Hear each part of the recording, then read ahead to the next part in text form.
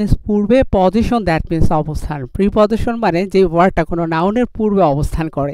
এজন্য প্রিপজিশন আমাদের জন্য খুবই গুরুত্বপূর্ণ, কারণ প্রিপজিশন জানা ছাড়া কখনোই কোনো অবস্থাতেই ইংরেজি ভাষায় আপনি দক্ষতা অর্জন করতে পারবেন না। তবে আজকের ক্লাসটা আপনাদের জন্য স্পেশাল, এই জন্য আজকে আমরা খুব জটিল কোনো ব্যাপারগুলোতে যাব না, একেবারে সহজভাবে গল্পে গল্পে প্রিপজিশনগুলো রিয়েলাইজ করব। শুধু কিন্তু তাই নয়, আজকের ক্লাসের শেষে আপনাদের জন্য কিন্তু অসাধারণ একটা গুড নিউজ আছে। এই জন্য আজকের ক্লাসটা সবাই কিন্তু মনোযোগ সহকারে একেবারে শুরু থেকে শেষ পর্যন্ত দেখবেন। তাহলে চলুন দেরি না করে আজকের এই অসাধারণ ক্লাসটা শুরু করি। সো বন্ধুরা, প্রিপজিশনের এই গল্পের প্রথম অংশটুকু আমি ভালো করে পড়ব, অর্থাৎ গল্পগুলো পড়তে থাকবো, তারপরে গল্পের মধ্য থেকে যেখানে যেখানে প্রিপজিশনের ব্যবহার হয়েছে সেটাই কিন্তু আমি আপনাদেরকে জানিয়ে দেব। প্রথমত দেখেন এখানে কি বলেছে, আজ সকালে একটা মুরগির ডিম কিনে বাসায় যাচ্ছিলাম। ফর এক্সাম্পল ধরুন আপনি যাচ্ছিলেন, আপনি একটু লক্ষ্য করে দেখেন, আপনি কিন্তু মুরগির ডিম কিনে বাসায় যাচ্ছিলেন। তাহলে কিসের ডিম কিনেছিলেন আপনি? মুরগির। দেখেন মুরগির সাথে র আছে। যদি এরকম এর বোঝায় তাহলে আমাদেরকে ব্যবহার করতে হয় অফ, অর্থাৎ অধীনে থাকলে। তারপরে কি হলো, দোকান থেকে বাসার দিকে যাচ্ছিলাম।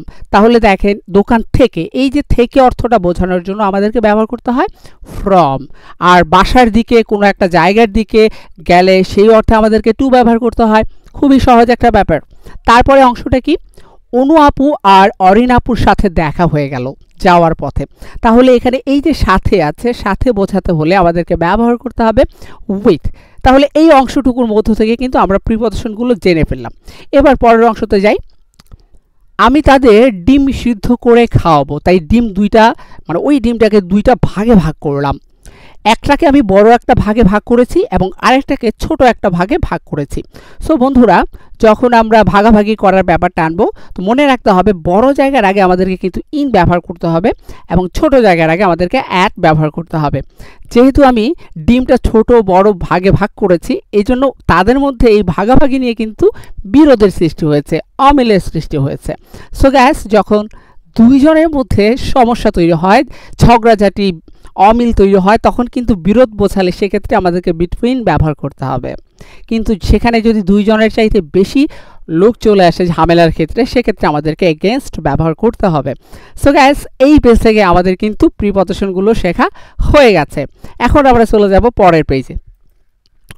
হঠাৎ আহাদ ভাই, আরিফ ভাই, সালমান ভাই, ববি আপু, অ্যাপি আপু এবং কনক ভাই চলে আসছে। কেন চলে আসছে? ডিম খাবে মনে হয়। বললো আমরাও ডিম চাই, ডিম কিন্তু একটা। রাজীব ভাই এসে সবার মাঝে ডিমটা ভাগ করে দিলেন। তাহলে এই যে সবার মাঝে রাজীব ভাই ডিমটা ভাগ করে দিয়েছেন, এই সবার মাঝে বোঝাতে ব্যবহার করতে হয় এবং। ওকে, রাজীব ভাই বলল, আকাশ ভাই ডিম কার জন্য এনেছিলেন? অ্যাকচুয়ালি এই যে জন্য বলা হলো, জন্য বোঝাতে আমাদেরকে ব্যবহার করতে হবে ফর। এরপরে কি হলো, ডিমের উপরে খাওয়ার আগে লবণ ছিটানো হয়েছিল, লবণ দেওয়া হয়েছিল। তাহলে দেখেন উপরে কোনো একটা কিছু দেওয়া হচ্ছে, তাই না? ওই উপরে কিন্তু এটা লেগে আছে। তো এরকম লাগা অবস্থায় কোনো কিছুর উপরে কোনো কিছু থাকলে সেক্ষেত্রে অন ব্যবহার করতে হয়। যেমন the book is on the table, এখানে লাগানো অবস্থায় আছে। কিন্তু এখানে আবার আরেকটা ঝামেলা আছে, এর কিছুটা উপরে ডিমের একটা মাছি ছিল, ঠিক আছে? মাছি ভনভন করছিল, তো মাছি কিন্তু তার সাথে লেগেছিল না, কিছুটা উপরে ছিল। তাহলে স্পর্শ ছাড়া এই উপরে থাকার অর্থে আমরা ব্যবহার করব অ্যাবাভ। Got it? আশা করি সবাই এই অংশটুকু বুঝতে পেরেছি। তো এরপরে কি হলো, গল্পটা কিন্তু বাড়ছে এবং বাড়ছে, খুবই ইন্টারেস্টিং। গল্পের পাশাপাশি কিন্তু আরও অনেক কিছু জানবো বন্ধুরা আমরা। তো হঠাৎ একটা তেলাপোকা চলে আসছে কোথা থেকে, কি এক মুসিবত! চিন্তা করা যাক, হঠাৎ একটা তেলাপোকা উপর দিয়ে উড়ে চলে গেল। এই যে উপর দিয়ে চলে গেছে উড়ে, এটাও কিন্তু উপর দিয়ে গেছে। তো এইভাবে এক পাশ থেকে আরেক পাশে কেউ যদি উপর দিয়ে যাওয়ার ক্ষেত্রে বোঝায়, তাহলে আমাদেরকে ব্যবহার করতে হবে ওভার। এদিকে ডিম মহাশয়ের নিচে ছিল একটা প্লেট আর পাশে ছিল চামচ। তাহলে একটা জিনিস আপনাকে মনে রাখতে হবে, নিচে বোঝালে আন্ডার ব্যবহার করা যায় অথবা ব্যানিস ব্যবহার করা যায়, এবং পাশে বোঝাতে আমাদেরকে ব্যবহার করতে হবে বিসাইড। তাহলে এই পেজটাও কিন্তু বন্ধুরা আমরা সব জায়গা থেকে নতুন নতুন যে প্রিপজিশনগুলো ছিল, প্রিপজিশনগুলো গল্পের আকারে শিখে ফেলেছি। গল্পটা একেবারে মুখস্থ করে নেবেন, তাহলেই দেখবেন যে প্রিপজিশনের এই যে ব্যাপারগুলো আছে, এগুলো আপনাদের কাছে এতটা জটিল মনে হবে না। পরের অংশে চলে যাই। খাওয়ার আগে কিন্তু ঝগড়া হয়েছিল একবার, কিন্তু পরে তাদের মধ্যে আনন্দ অর্থাৎ মাস্তি হলো। তো আগে যদি হয় তাহলে বন্ধুরা মনে রাখতে হবে আগে বোঝালে বিফোর হয় এবং পরে বোঝালে আফটার হয়। তারপর আমরা সবাই নৌকা দিয়ে কি করলাম, নদী পার হয়ে রাস্তার ধার দিয়ে হাঁটছিলাম এবং এরপর আমরা সবাই বনের মধ্যে গিয়েছিলাম। তাহলে এখানে প্রথমে নদী পার করার ব্যাপারটা আছে, পার হওয়া। পার হওয়ার ক্ষেত্রে আমাদেরকে অ্যাক্রস ব্যবহার করতে হবে। রাস্তার পাশে বোঝাতে কিন্তু বিসাইড হবে না, অ্যালং হবে। কোনো কিছুর মধ্যে যাওয়া বোঝাতে থ্রো ব্যবহার করতে হবে। তাহলে এখান থেকেও আমাদের প্রিপজিশনগুলো আন্ডারস্ট্যান্ড করা হয়ে গেছে। এর পরের অংশটা কি, হঠাৎ অনু আপু তারিন আপুকে বলল, সর্বশেষ কবে ডিম খেয়েছিলেন? ডিম নিয়েই কিন্তু গল্প। তারিন আপু বলল, আমি সর্বশেষ ডিম খেয়েছিলাম 2017 সালের জানুয়ারি মাসের 1 তারিখ সকাল 8টায়। বোঝার চেষ্টা করেন বন্ধুরা, এখানে কিন্তু তারিখ মাসের ব্যাপারগুলো আছে, এখানে খুবই ঝামেলায় পড়ে যাই আমরা। তো মনে রাখতে হবে দিন মাসের হিসেবগুলোতে সবার বড় যে মানে বছর কিন্তু বড়, তাদের আগে আমাকে ব্যবহার করতে হবে কি, তার আগে ব্যবহার করতে হবে ইন। এই জন্য আমরা 2017 সাল এর আগে ইন দিব। মাসের নামের আগে আমাদেরকে ব্যবহার করতে হবে ইন। দিন বা তারিখ যখন চলে আসবে তখন কিন্তু আর আমরা কি করব না, ইন দেব না, অন দেব। এই যে দিন বা তারিখের চাইতে আরও যখন ছোট সময় হবে, প্রতিদিন স্পেসিফিক টাইম বারের কথা, যেমন স্যাটারডে, সানডে, মানডে, তখনও কিন্তু অন দিব। কিন্তু এর চাইতে ছোট হয়ে গেলে অর্থাৎ 7টা, 8টা, 9টা, 10টা, সেক্ষেত্রে আমাদেরকে অ্যাট ব্যবহার করতে হবে। তাহলে এখানে আমরা দিন, বার, মাস নিয়ে অর্থাৎ প্রিপজিশন অফ টাইম নিয়ে কিন্তু অনেকগুলো প্রিপজিশনের ব্যবহার জেনে ফেলেছি। তো এবার চলুন আমরা ডিম নিয়ে গল্পটা শেষ করব, তারপরে কি হচ্ছে দেখি। এদিকে রাজীব ভাই বলল, আজকে ডিম নিয়ে অনেক কথা হয়েছে, ডিম সম্পর্কে আজ আর কিছু বলছি না, বাকি গল্প অন্যদিন। এখানে কিন্তু সম্পর্কে কথাটা আছে। সো গাইস, সম্পর্কে বোঝালে অ্যাবাউট ব্যবহার করতে হবে। তারপর সন্ধ্যায় সবাই যার যার বাসায় চলে গেলাম। তাহলে সন্ধ্যার আগে হলে কি হবে, সন্ধ্যার আগে হলে হবে ইন। ওকে গাইস, তো বন্ধুরা এখানে কিছু কিছু অ্যাপ্রোপ্রিয়েট প্রিপজিশন আছে যেগুলো কোনো নিয়ম কানুন মানে না। ফর এক্সাম্পল, আমি এখানে কিন্তু খুবই ইম্পর্টেন্ট 250 অ্যাপ্রোপ্রিয়েট প্রিপজিশন আপনাদের জন্য তৈরি করে রেখেছি, যেটা আজকের এই ভিডিওর ডেসক্রিপশন বক্সে আমি আপনাদেরকে দিয়ে দিব। এখান থেকে বন্ধুরা আপনারা প্রতিদিন একটা একটা করে পেজ বা একটা একটা করে অংশ নিয়ে নিয়ে এগুলো নিজেরা প্র্যাকটিস করবেন। যেমন ধরেন ফর এক্সাম্পল দেখেন, এখানে আমি দেখাই কয়েকটা, যেমন কম্পেয়ার টু। হ্যাঁ, কম্পেয়ার টু হচ্ছে গিয়ে আপনার অসম বস্তুর তুলনা করা, কিন্তু আমরা যদি বলি কম্পেয়ার উইথ তাহলে কি হবে, একই জাতীয় বস্তুর তুলনা। তারপর আবার দেখেন এখানে ডাই ফ্রম মানে হচ্ছে কোনো কারণে মারা যাওয়া, আবার ডাইয়ের সাথে যদি আমরা অফকে ব্যবহার করি তাহলে কোনো রোগে মারা যাওয়া, তার মানে অফ, ফ্রম, ফর এগুলো কিন্তু জন্য অর্থে ব্যবহৃত হচ্ছে না। আবার ডাই ফর আত্মহত্যা করা, এগুলো চেঞ্জ হচ্ছে, এগুলোই হচ্ছে অ্যাপ্রোপ্রিয়েট প্রিপজিশন। তো most important A to Z ওয়ার্ডগুলো দিয়ে আমি খুবই গুরুত্বপূর্ণ কিছু অ্যাপ্রোপ্রিয়েট প্রিপজিশনের ব্যবহার এখানে রেখেছি। আপনারা এগুলো শিখতে পারলে প্রতিদিন ইনশাল্লাহ আপনার অ্যাপ্রোপ্রিয়েট প্রিপজিশনের যে ঝামেলাগুলো আছে এগুলো কাভার হয়ে যাবে।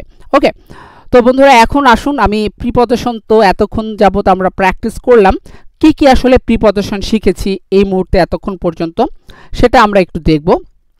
তো সেটা দেখার আগে আমি আপনাদেরকে একটা গুড নিউজ দিতে যাচ্ছি বন্ধুরা।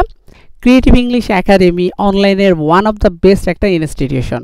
তারা প্রতি মাসেই কিন্তু একটা করে কোর্স লঞ্চ করে থাকে। তাদের মোট 4টা কোর্স রয়েছে, যে 4টা কোর্স আপনি কিন্তু আলাদাভাবে করতে গেলে প্রায় 5 থেকে 6 হাজার টাকা খরচ হবে। তবে ক্রিয়েটিভ ইংলিশ সবার সুবিধার কথা চিন্তা করে এবার গ্রেট একটা অফার আপনাদের জন্য নিয়ে এসেছে। 5,000 টাকা মূল্যের এই 4টা course, that means speaking course, reading course, free hand writing course, basic to advance English grammar course, এই 4টা কোর্সের যে 5,000 টাকা মূল্য হয় সেই 5,000 টাকা মূল্যের কোর্সটা আপনারা শুধুমাত্র এবার একটা কোর্সের মধ্যেই করতে পারবেন। শুধু তাই নয়, এই কোর্সে এটার পাশাপাশি কিন্তু আপনার পেইড ভোকাবুলারির একটা কোর্স ফ্রি দেওয়া হবে, তার পাশাপাশি 1 বছরের মেম্বারশিপ দেওয়া হবে, এবং এছাড়াও listening, presentation, practice, IELTS helping class এবং একাডেমিক হেল্প ক্লাস সব ধরনের ফ্যাসিলিটি দেওয়া হবে। এখন কথা হচ্ছে 5,000 টাকার মধ্যে আপনাকে কত টাকা পরিশোধ করতে হবে। সেখানেও রাখা হয়েছে বিশাল ডিসকাউন্ট, অর্থাৎ শুধুমাত্র 1530 টাকায়, অর্থাৎ 1500 টাকার বিনিময়ে আপনারা এই সম্পূর্ণ কোর্সের এই প্যাকেজটা করতে পারবেন। 4-in-1 A to Z creative English course batch 20 and 21। তবে সুযোগটা কিন্তু খুবই সীমিত পরিমাণ সময়ের জন্য, অর্থাৎ এই ভিডিওটি আমি যে মুহূর্তে পাবলিশ করছি আজকে থেকে এই সময়টা শুরু হচ্ছে। খুব শীঘ্রই আমরা ক্লাস শুরু করব, অর্থাৎ আমাদের নির্দিষ্ট আসন ফিল আপ হলে এই যে ফ্যাসিলিটিটা আছে 1530 টাকায় এই পুরো কোর্সটা করা, সেই ফ্যাসিলিটিটা কিন্তু আর থাকবে না। এই জন্য আপনাকে খুব শীঘ্রই ভর্তি কার্যক্রম সম্পন্ন করতে হবে। তো ভর্তি হওয়ার জন্য আপনি যে নাম্বারে ফি সেন্ড করবেন সেটা ডেস্কটপ অলরেডি আমি শো করেছি। এই বাংলা লিঙ্ক নাম্বারে বিকাশ, নগদ বা রকেট সেন্ড মানি করতে হবে, অথবা বিকাশ গ্রামীণ এই নাম্বারে আপনারা সেন্ড মানি করবেন 1530 টাকা। সেন্ড মানি করার পরে আপনারা নিচের যে গ্রামীণ নাম্বারটা আছে 017646285551 এই নাম্বারে হোয়াটসঅ্যাপ করে অথবা কল করলেই আপনাকে কিন্তু আমাদের ভর্তি যে পেইড গ্রুপটা আছে সেখানে অ্যাড করে দেওয়া হবে। এছাড়াও অলরেডি আপনাদেরকে এই ভিডিও ডেসক্রিপশনে একটা ফর্ম লিঙ্ক দেওয়া হবে, যে ফর্ম লিঙ্ক পূরণ করে আপনাকে কিন্তু ভর্তি কার্যক্রম কনফার্ম করতে হবে। আদারওয়াইজ আপনি কিন্তু ভর্তি হওয়ার চান্সটা নাও পেতে পারেন, কারণ এই অফারে কিন্তু অনেক স্টুডেন্ট ভর্তি হতে চাইবে, কিন্তু আমরা এত স্টুডেন্ট এখানে নেব না।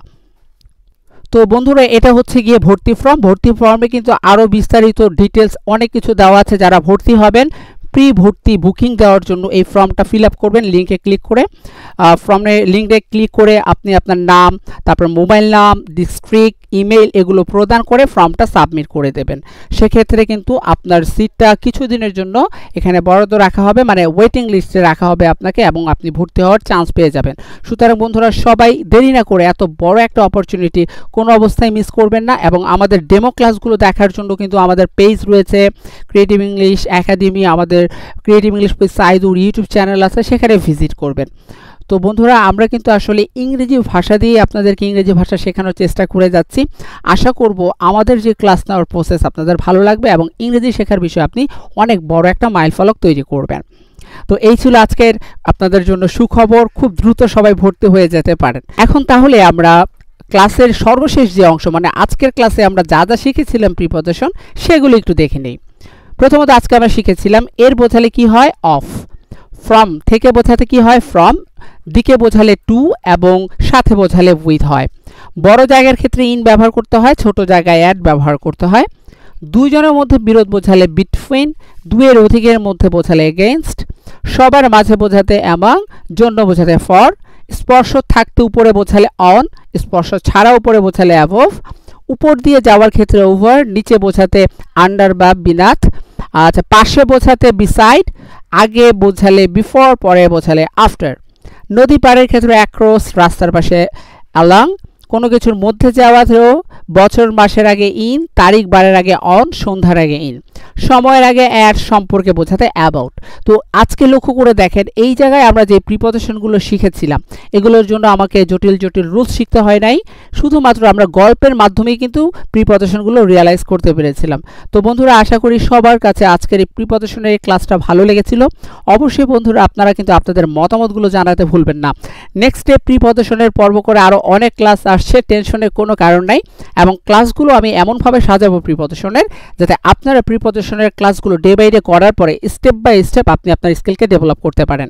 সো গাইস, আজকে এখানেই বিদায় নিচ্ছি। ইনশাল্লাহ নতুন আরেকটা পর্ব নিয়ে নেক্সট শীঘ্রই আবার চলে আসবো। ক্লাসটা ভালো লাগলে লাইক বাটন হিট করে আমার চ্যানেলটা সাবস্ক্রাইব করে রাখবেন। আল্লাহ হাফেজ অ্যান্ড টেক কেয়ার।